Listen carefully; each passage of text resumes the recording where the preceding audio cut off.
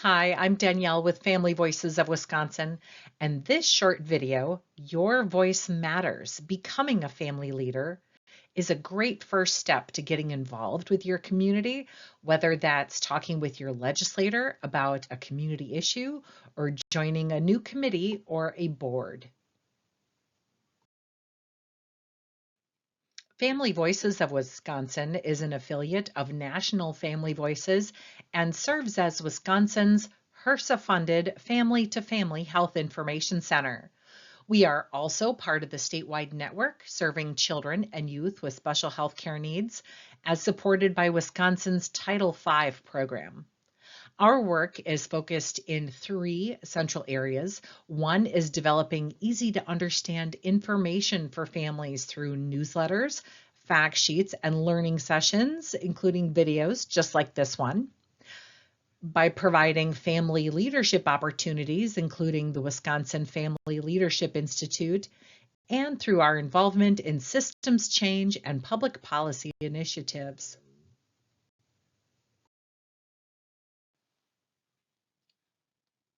So here's what we'll be talking about for the next couple of minutes. Advocacy and leadership. What is it and what does it look like? Moving from advocacy for your own family to impacting other families and other systems. We'll talk about how advocates and families have made significant impacts throughout history, including recent history. We also have for you an overview of some opportunities to pump up your leadership skills if you like, including the Wisconsin Family Leadership Institute. More on that one in a few minutes. And we'll talk about leadership opportunities, including where to find them and what to think about to make sure a group is the right fit for you.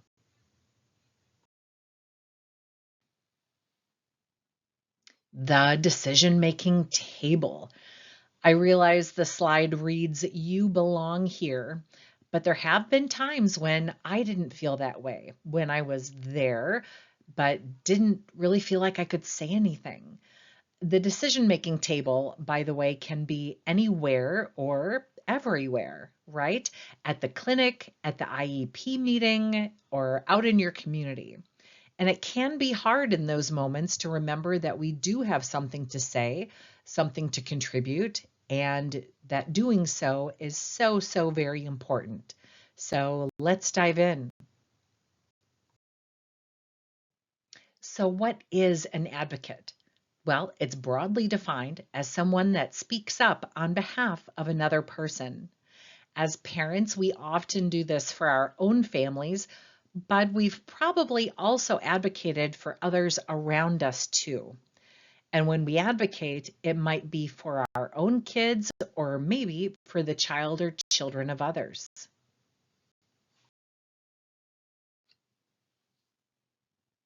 Family members are natural advocates for their children.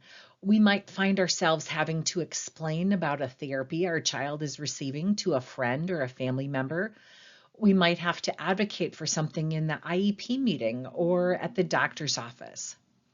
For example, I advocated for my young adult son with his employer and his job coach. He works in a warehouse. It's work that he loves. But in the summer, it gets pretty hot in there. And when he gets overheated, when he gets uncomfortable, well, he feels that discomfort so very strongly that it could become a huge obstacle to him being able to do his work successfully. And I had to find a meaningful way to explain to his boss and to his job coach why he can't just deal with it like others and keep working. And that's an example of what advocacy might look like.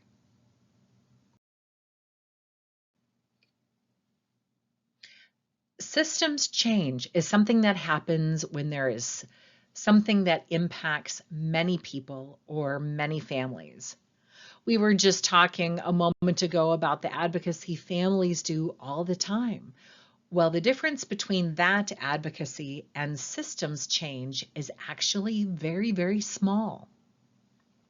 When we advocate for changes to programs or services, even if initially that effort might be for the benefit of our own family.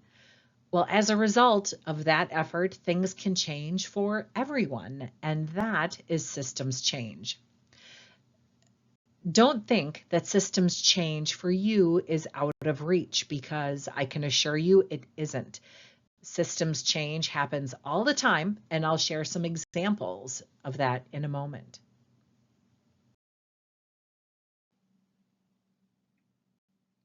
So, why is it important to be part of systems change?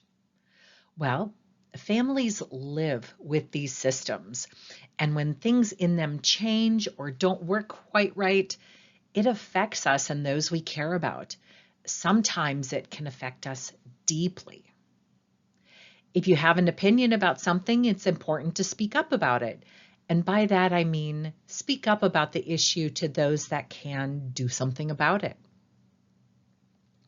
And if we don't speak up, if we aren't giving input, who is?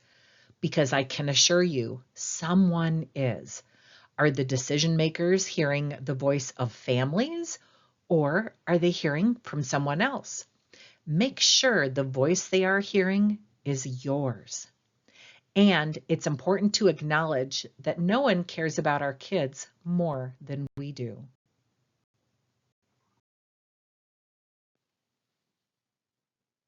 I promised you some examples of how families and advocates have created systems change, and here you go. Here are several examples of the kinds of things that self-advocates and family leaders have been able to accomplish. One example is the 1973 Rehabilitation Act at the bottom left. Before then, schools did not welcome all children. Kids needing accommodations in order to be successful at school were often turned away. Well, families got that done. Right next to it, in 1981, one Iowa mom wanted support to care for her medically complex daughter, Katie, at home. And she sought to help her own family, and in the process, helped many of us with Katie Beckett Medicaid.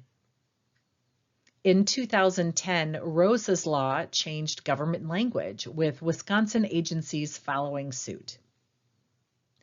Many families have benefited from these things: Katie Beckett Medicaid, inclusive schools, mental health coverage being included in standard health plans. All of these things happened because of the work of advocates.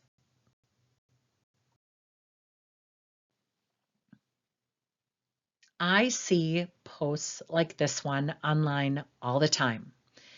It reads, "I wish there was a support group in my area."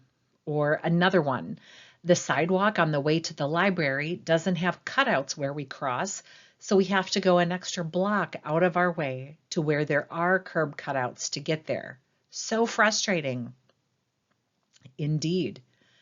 Well, the next time you're thinking about writing a post like this, I'd like to challenge you a bit. From here forward, when you have thoughts like this, think about taking on the issue yourself. Both of these things, building a support group, that's something you can do to benefit not just your own family, but others too. The sidewalks, you can advocate to the city to change that, and it'll benefit not just your family, but others as well. And this is where our individually focused advocacy turns into what we know as family advocacy, or family leadership and systems change.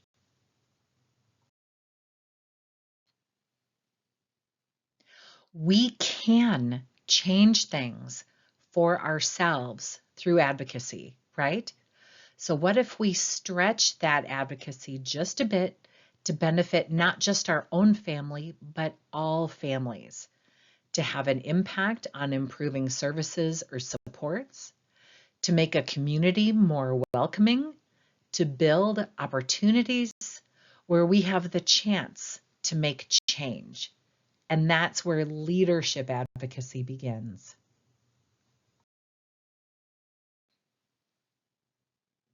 Remember all of these positive changes that have taken place because of the efforts of self-advocates and family leaders. Do you think Julie Beckett initially set out to change things for tens of thousands of families nationwide? Well, chances are good her intention initially was to be able to care for her daughter at home. Advocacy. But what she did was change the entire system through family leadership and systems change. These things didn't happen out of nowhere. How different would our world be today if Julie Beckett stayed home and thought, I'm just a parent. Telling legislators our family's story is too scary. Someone else is going to handle this. Imagine a world without it. Julie Beckett started out with a goal to support her own family, advocacy, and in the process, she opened the door for tens of thousands nationwide. So you help your family with your advocacy almost every day, but you can also help other families too. Here are some of the ways to be effective in community advocacy.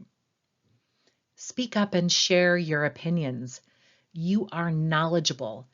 And when nerves or anxiety starts to bubble up, remember to lean into your family's experiences. Trust that and speak up. Don't worry about what you don't know. Sure, there's plenty we don't know, but that doesn't devalue what you do know or what you and your family have experienced. Use your experiences and family story to inform your advocacy. Remember those earlier online posts we talked about? If there's a gap in your community, fill it. Represent families fairly. Share your experiences, but also remind listeners that these are your experiences and there's more families out there that might like to share theirs as well. Show up and participate.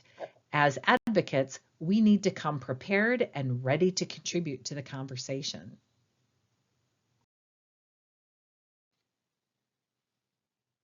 Okay, so how are you feeling about leadership now? Doable? Well, grab a pen or your camera. I'm going to run through several opportunities to do some skill building and leadership, if that's what you'd like to do. And I'll also share some leadership opportunities right outside your door so you can pull up your chair to that decision-making table. Feel free to take pictures of any of these slides that you might be interested in.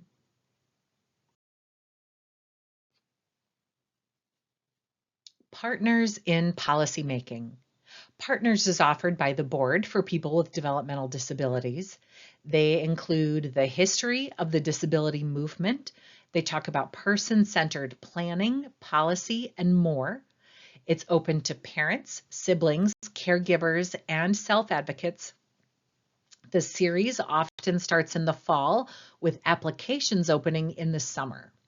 If this is something that is of interest to you, you may want to visit their website and sign up for their email newsletter so that you'll be notified when their applications open in the future. Another one, Serving on Groups, is a series offered by Wisconsin Facets. They go over opportunities for involvement, common group procedures, tools and tips, and they really focus on working in groups in educational settings, although that knowledge is, of course, able to be translated into just about any environment. Serving on Groups is open to parents, siblings, caregivers, and self-advocates, and this is another one that tends to start in the fall, but you might be able to join them if there's a particular session topic that's of interest. Contact their website to learn more about serving on groups. Families as Partners is offered by the Wisconsin Statewide Parent Educator Initiative, or WISPE. Their sessions are open to family members and caregivers, and this is another fall series that's available to families looking to do some skill building.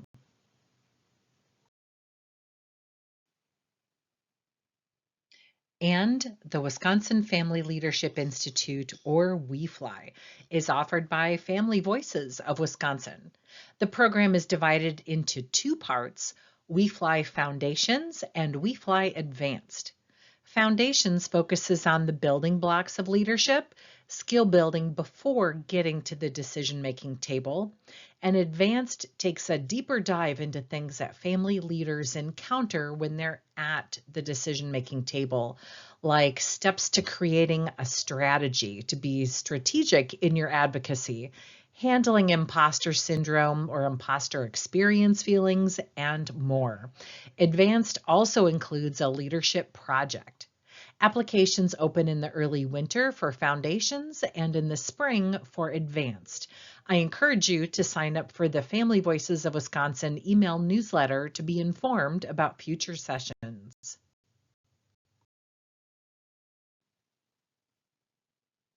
If you're feeling ready to dive into a leadership role right now, here are some things to think about before jumping in and some places where you can look for those opportunities. Again, grab your phone and snap a photo of anything that comes up that's of interest to you.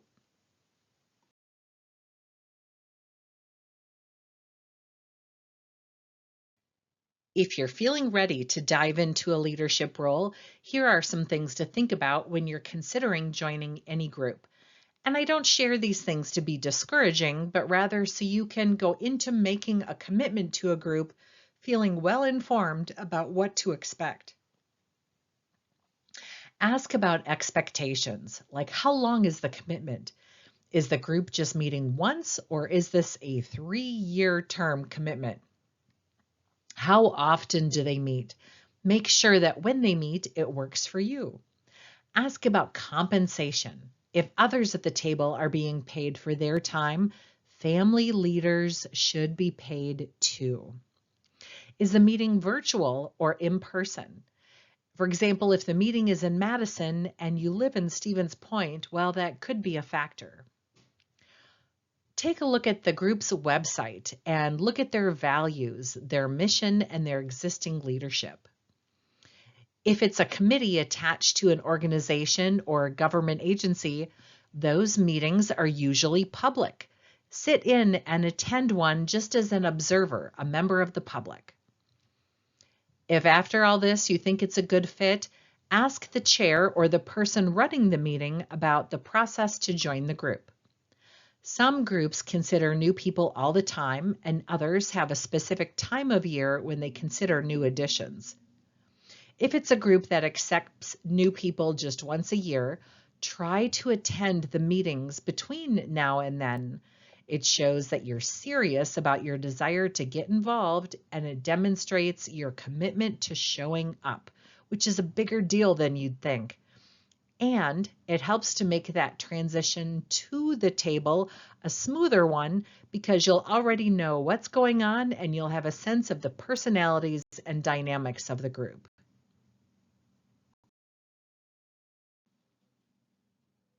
There are many opportunities to make change, including on your own. So if you're looking for things that you can do, here are a few ideas. You could start a support group, plan a community event. A few past WeFly participants did that. A letter to the editor of your local paper.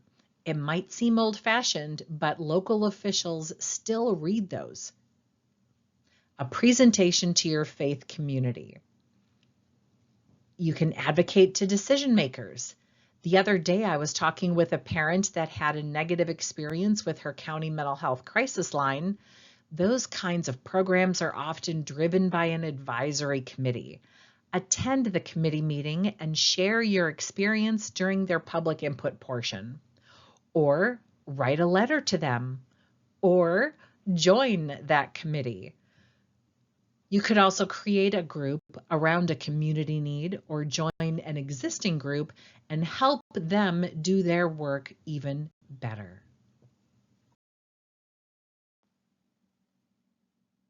When it comes to finding out about leadership opportunities, I think the best advice I can give is to get connected. Join that group's email list.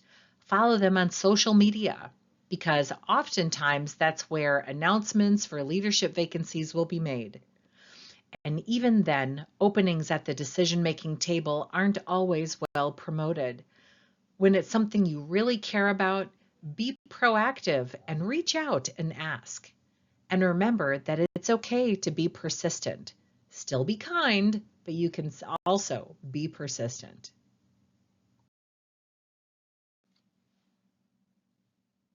There are many opportunities on the local level to get involved. You can start out getting engaged locally and then over time transition to groups on a regional or statewide level as you gain confidence and knowledge. Almost every group has some kind of committee, and every nonprofit organization has a board, and they often have several committees. Starting with a committee gives you a great opportunity to get to know the organization and for them to get to know you too. Out of everything on this list, I want to specifically point out two that I'd like you to really think about. The first is the PTO, the Parent-Teacher Organization. Too often there aren't parents with kids in special education at that table. They might need to hear from someone that can raise things that others might not think about. For example, if they're planning an event at a park that you know to not be accessible, you could raise that and suggest a different park that is. That's a great example of how advocating for our own kids can ultimately benefit all kids. The other I wanted to mention are places like the Library Events Committee or the Boys and Girls Club. They might not have a parent at the planning table that brings the perspective of special health care needs. You can be that voice of inclusivity and accessibility at the table. Family Voices maintains a list online of state-level committees that have parents at the table. Many of these positions are by governor appointment, but don't let that discourage you because each of these bodies welcome parents from a variety of backgrounds for very important reasons. Remember what we covered earlier about the importance of the perspective that parents and families bring. There are many more out there, and these are just a few of what's on that list.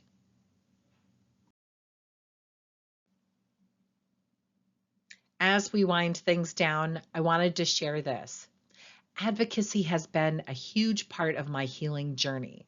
It has given me a deep sense of purpose when life otherwise didn't make sense. Thanks to the caffeinated caregivers on Instagram for that one. I certainly recognize that as caregivers, we are already doing so much for our families, right? Running to appointments, care coordination, therapies, foreshadowing, daily cares. Geez, Danielle, and now you want me to join a group too? Who has time for that? I totally get that. But I'd like to share that some studies have suggested that advocacy is self-care. Have you helped someone, maybe even giving a stranger directions, and then walked away feeling really good? Well, it turns out that there's some science to that. It's a real thing. And if this isn't the right time to be an advocate or a leader, then just tuck all this into the back of your mind for now, so it's there when the timing is better. And that's okay, because after all, we are parents and caregivers and families first.